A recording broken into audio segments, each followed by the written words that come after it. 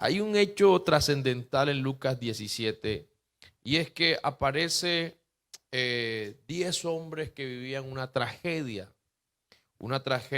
que les había hecho un punto de quiebre en su vida, una ruptura emocional.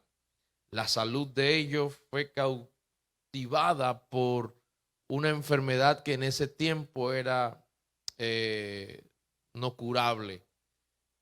No había manera de poder sanar a un leproso viéndolo desde el punto de vista médico. La lepra en la Biblia es una enfermedad que es temida y representa el pecado. Se consideraba al leproso como una persona impura, como una persona rebelde, repugnante, y en la sociedad era considerado peor que un paria. Se creía que la lepra era un castigo. Mire cómo ya los judíos estaban diciendo que estas personas que sufrían de lepra eran personas que habían sido castigadas ya y no tendrían perdón de Dios. No se conocía cura para la lepra. Se creía que solo Dios podía sanarlo, que Él tenía el poder para limpiar lo más puro. Características: la lepra era hereditaria y muy contagiosa. El que se infectaba era porque alguien lo había contagiado. Si el leproso llegaba a tener hijos, sin dudas, los genes de ese padre se transmitirían a sus hijos y sus hijos iban a nacer con genes ya marcados por la lepra. Era una enfermedad que se desarrolla lenta y paulatinamente. Desfigura al enfermo, causa hinchazón, destruía el cuerpo poco a poco, las terminales nerviosas y los cartílagos. Los leprosos no podían hablar con claridad, la lengua se les pegaba al paladar, hablaban con mucha dificultad. Hacía que las terminales nerviosas de la piel perdieran la sensibilidad y paulatinamente hasta que ya no sienten el dolor, sino un olor putrefacto que sale de cada llaga, que poco a poco se van buscando en el cuerpo hasta convertir el cuerpo en una sola llaga que hace que salgan malos olores, las moscas, pierde poco a poco el sentido de vivir la persona que sufría esta enfermedad. En la Biblia hay muchas personas que fueron caracterizadas por sufrir esta terrible enfermedad. Job, por ejemplo, fue herido de una lepra maligna y la Biblia lo llama lepra maligna porque esa enfermedad no era atribuida solamente a algo genético, sino que también era demoníaca. Hay dos orígenes de las enfermedades. Una del cuerpo, que puede ser enfermedades genéticas, pero también hay enfermedades, como hablábamos el domingo acerca de enfermedades espirituales que son causadas por demonios cuando atacan. Aunque todo mal, la raíz de todos los males es Satanás, ¿verdad? Pues estos leprosos tenían que ser expulsados de la casa. Era algo que por salud tendría que hacerlo todos los habitantes y está estipulado en la ley de Moisés. Cuando se escriben los 10 mandamientos y luego se añaden, no solo existen 10 mandamientos o 10 leyes, hay 630 leyes en la Torá y una de ellas es la higiene. Y cuando una persona era leprosa, tendría que ser expulsado de la casa y tendría que ser marcado por un tipo de ropa, tenía que tener unas campanillas que las personas o caminantes beduinos del desierto tendrían que saber que había albergue de leprosos. Siempre estaban a las laderas para que estas personas pudieran alimentarse. Las familias les llevaban alimentos y se las dejaban en cierto punto, ellos venían y la recogían, porque era terrible vivir esta enfermedad. Job, si usted lee el libro de Job, Job sufrió lo que es vivir con esta terrible mal que tomó cautivo su cuerpo. Lo separaba de los seres queridos Los leprosos eran confinados a lugares, campamentos, a cuevas, a desiertos, para que, dice Levítico 3:16, allí habitará solo. Soledad. Además de todo lo que le he dicho, ya también se le acuña a que vivían en soledad. Job en la cueva decía: he llamado a mi compañero el dolor y a mi confidente a la soledad. Job vivió solo. Terrible. Después de tener una gran familia de 10 hijos, después de tener ciertas posesiones, porque Job vivió en la época patriarcal, en la época de Abraham, en la época de Isaac, de Jacob. Se dice que Job vivió y quedó solo.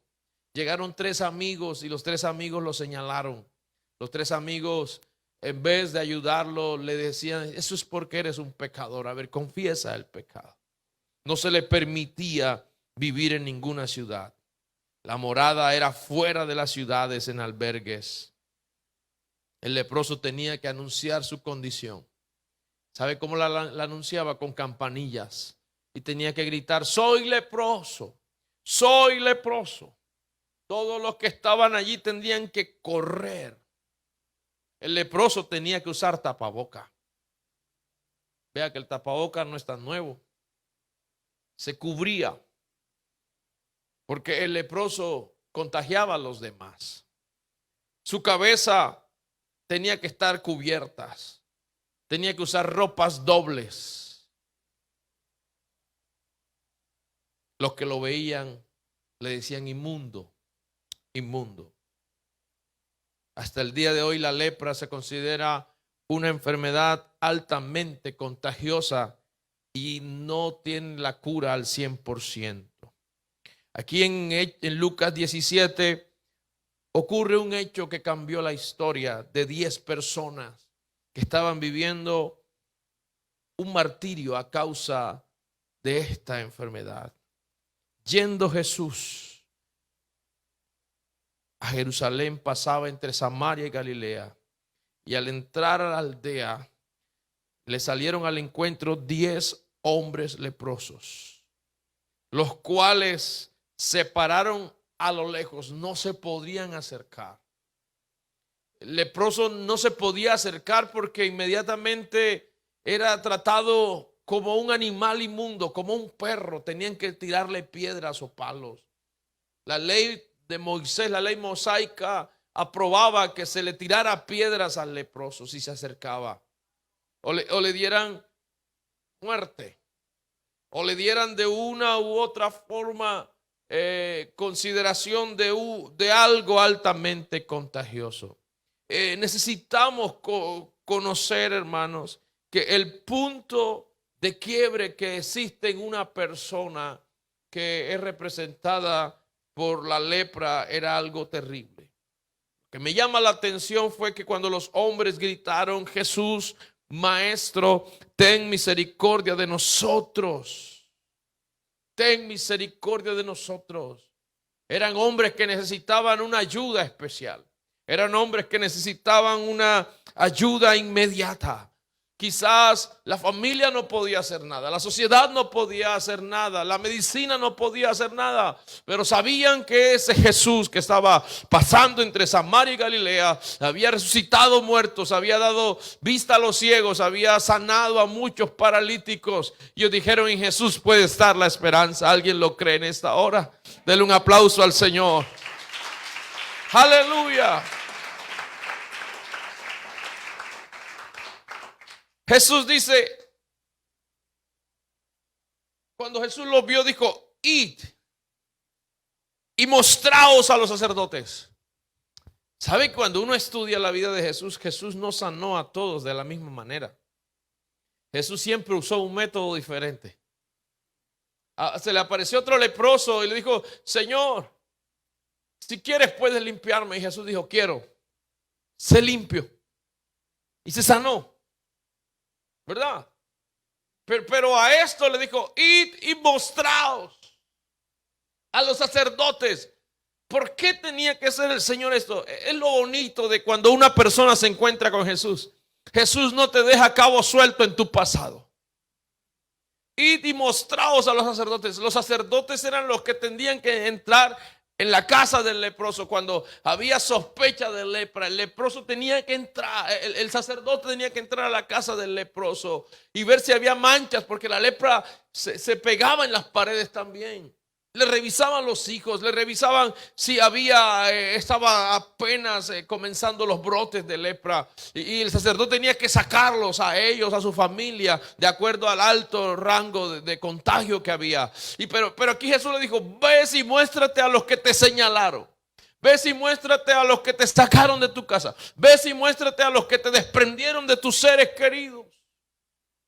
Ves y muéstrate. Jesús no te deja cabos sueltos. Jesús no remienda. Jesús hace nuevas todas las cosas. Aleluya. Hay una canción por ahí que Jesús viene a remendar. Jesús no remienda. De modo que si alguno está en Cristo, nueva criatura es. Amén. Las cosas viejas pasaron y aquí todas son hechas nuevas. Jesús a nosotros nos cambió la vida. Jesús a nosotros nos unió, nos llenó, nos redimió, nos renovó la mente, el entendimiento, cambió nuestra manera de vivir, de pensar. Ese es lo bueno de venir a Jesús. Y lo extraordinario es que todas esas personas que no creen en ti, cuando pasa el tiempo, verán la profecía de Isaías 60 en tu vida. Levántate y resplandece, porque en ti ha amanecido la gloria de Jehová, porque las tinieblas se apoderaron del mundo, pero sobre ti. ¿No le parece que le dicen: yo veo algo diferente, ya tú eres otra persona, tienes el rostro diferente, ya eres algo que es de inspirar, tienes algo que inspira a los demás? ¿No le ha pasado? Id y mostraos a los sacerdotes. Porque alguno de ellos dice: pero Señor, pero solamente límpianos, solamente dije eso. No, Jesús le dijo: ves allá donde te estoy mandando. Hay algo que se llama aquí obediencia. Algo que Dios recompensa es al obediente. La obediencia te va a traer fruto de justicia. La obediencia te va a traer recompensa de gozo. La obediencia te va a hacer ver los milagros de Dios. Aquí el obediente es prosperado. Por eso Samuel le dijo a Saúl: ciertamente el obedecer es mejor que los sacrificios, y el prestar atención a la palabra de Dios más que la grosura de los muchos carneros. La obediencia, hermano, te va a traer recompensa. Si oyes hoy su voz, no endurezcas el corazón. Los leprosos dijeron: bueno, si Él nos está mandando, vamos para allá. No nos vamos a detener. No es nuestra lógica, no es nuestra manera. Es como Jesús quiere, es como Dios quiere. Y aconteció que mientras ellos iban, fueron limpiados. Puede imaginarse a personas leprosas que se manifiestan diferentes características. Algunos se ponen blancos, otros las llagas comienzan a supurar toda clase de olores putrefactos. La oreja la pierden, el cartílago de la nariz, la lengua, el paladar, se tumen los dedos, se entumecen los dedos, quiero decir. Y la persona a veces no podían caminar. Los huesos se quebraban. Las terminales nerviosas, la piel se caía. Muchas veces perdían los labios. Se le hacían llagas llenas de gusanos. Pero estos 10 van de camino. Van de camino. Vamos a mostrarnos al sacerdote. Vamos. Lo bueno es que ellos no podían entrar a la ciudad. Pero cuando van de camino, comienzan a suceder algo tan maravilloso. La oreja comenzó a salirle a uno, la nariz al otro, la piel. Mira, te está saliendo la oreja. Mira, tu piel está limpiecita, ya no tienes llagas.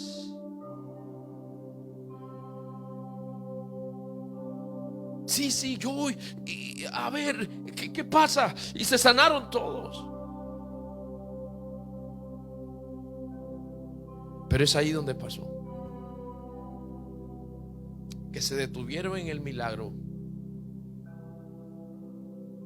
Dijeron: este Dios nos ha hecho cosas grandes. Yo voy mejor para mi casa. Yo voy a actuar a mi manera. Ya Dios me sanó, ya Dios me quitó lo que necesitaba, o me dio lo que yo le estaba pidiendo, la respuesta, me restauró, me hizo esto. Yo mejor me voy para mi casa. La orden era: ir y mostraos a los sacerdotes. Pero apareció la lógica humana, apareció el concepto humano, apareció la razón humana, que es, dice la Biblia, que es tan perversa más que todas las cosas.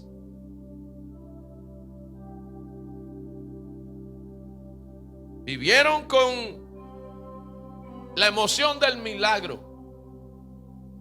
¿Sabe que hay muchos cristianos que cuando empiezan su vida cristiana van con todas?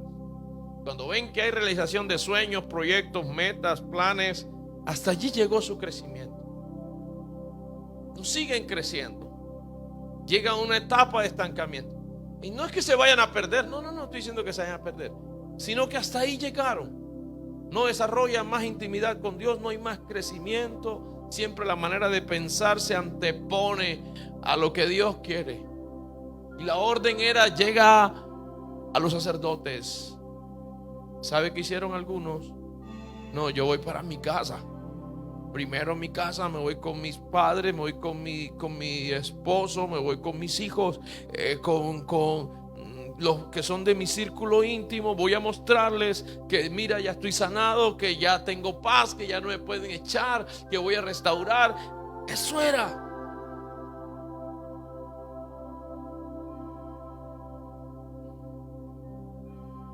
Verso 15. Entonces uno de ellos, viendo que había sido sanado, volvió glorificando a Dios en gran voz. Hubo uno que dijo: no, antes de ir a mi casa, antes de irle un beso a mi esposa, antes de darle un beso a mis hijos, yo voy a darle gracias. Yo voy a ir ante aquel que me acaba de cambiar la vida. Yo voy a ir hasta donde aquel que cambió mi existencia, que extendió su mano cuando me gritaban inmundo, cuando la gente corría y huía de mí. Por el contrario, venía a abrazarme, porque Él vino a buscar y a salvar lo que se ha perdido. Quizás alguien me está viendo ahora y siente que todo el mundo te da la espalda, siente que te tiran la puerta en la cara, han quebrado tu nariz. Pero hay uno aquí en esta noche que no te va a tirar la puerta en la cara, sino que dice: venid a mí todos los que estáis trabajados y cansados, que yo os haré descansar. ¿Alguien lo cree en esta hora? Denle un aplauso al Dios Todopoderoso. Aleluya.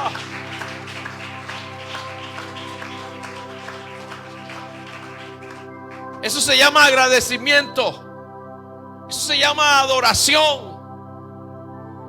Recordad el hueco de la cantera donde fuiste tomado. Hay gente que se olvidó de dónde Dios lo sacó.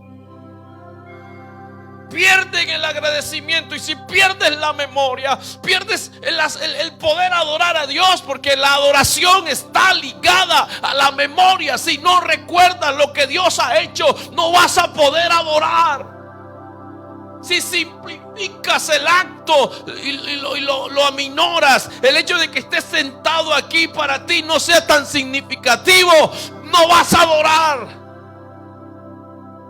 Mi Dios me sacó de las tinieblas del mundo. Todavía fieras que devoraban mi existencia, pero apareció Él en mi camino. Salmo 40. Pacientemente esperé a Jehová, y Él se inclinó a mí. Este Dios es tan grande que se humilla a mirar en las alturas. Lo que tú crees que es lo más alto para ti, Yo quiero decirte que es lo más bajo de Dios para ti. Lo que tú creas que Dios te va a dar es lo más pequeño que Él te puede dar. Aleluya. Se inclinó a mí, metió su mano al lodo cenagoso, me sacó de las muchas aguas, puso mis pies sobre peña. Los demás se fueron a gozarse su milagro, a gozar su bendición, pero otros a saludar a su padre, a su familia.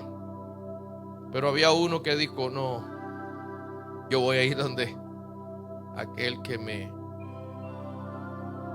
ha dado todo. Cuando yo soy agradecido, yo soy siervo. Cuando yo soy agradecido, yo soy una persona que voy a poner a Jesús en el trono de mi corazón. Cuando yo soy agradecido por todo lo que Dios ha hecho, no simplifico el hecho de ser salvo. Al contrario, todos los días doy gracias porque esta salvación tan grande nos ha sido dada. A pesar de que las circunstancias adversas llegan, sabemos que hay un Dios que está con nosotros. Y si Dios está con nosotros, alguien que me lo diga, alguien que lo diga, por favor. Si Dios está con nosotros, ¿quién contra nosotros? Gloria al Señor.